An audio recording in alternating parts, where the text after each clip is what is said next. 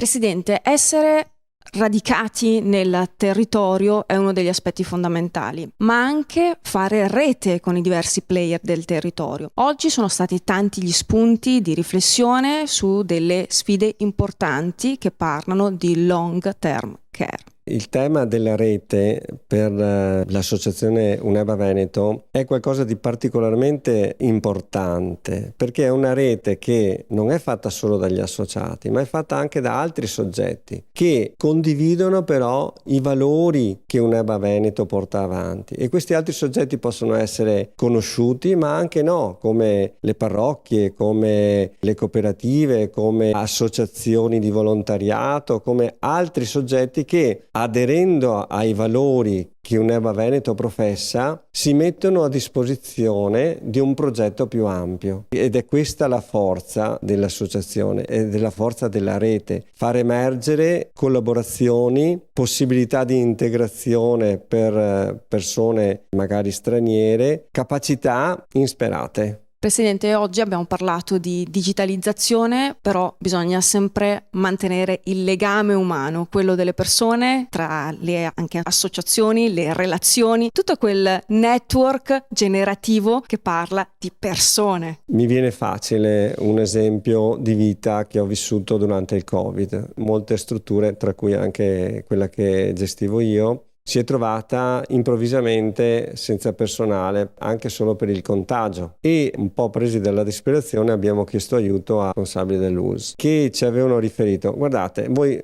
lavorate su 4 gambe, che è l'alimentazione, i farmaci, l'igiene e la movimentazione. Quando riuscite a dare anche un sostegno rispetto a queste 4 gambe, avete dato la risposta per quella fase di emergenza che vi trovate senza personale. Io rispetto a queste 4 gambe ne aggiungo una, che è la relazione. Queste sono le 5 gambe che sostengono le nostre strutture, quelle che ho detto prima, ma la più importante è la relazione. Che fatalità durante il Covid è stata l'asso nella manica per chi ha saputo governarla, gestirla, implementarla, impreziosirla. La digitalizzazione è peraltro un fattore in cui credo tantissimo, però è un prerequisito rispetto al cambiamento.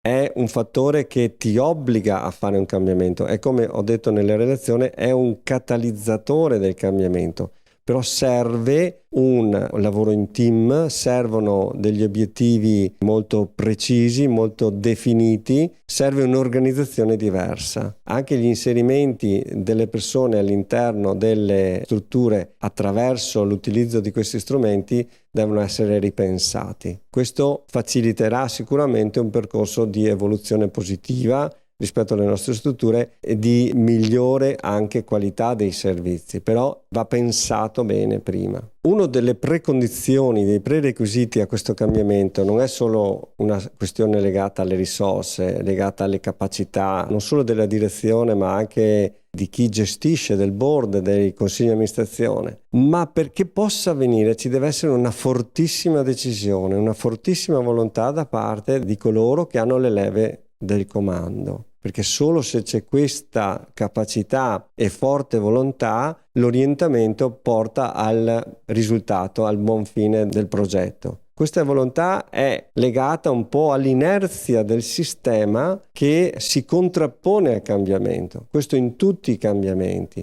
Ma ci deve essere questa forte volontà, è un prerequisito, altrimenti noi non riusciamo ad ottenere risultati in tal senso.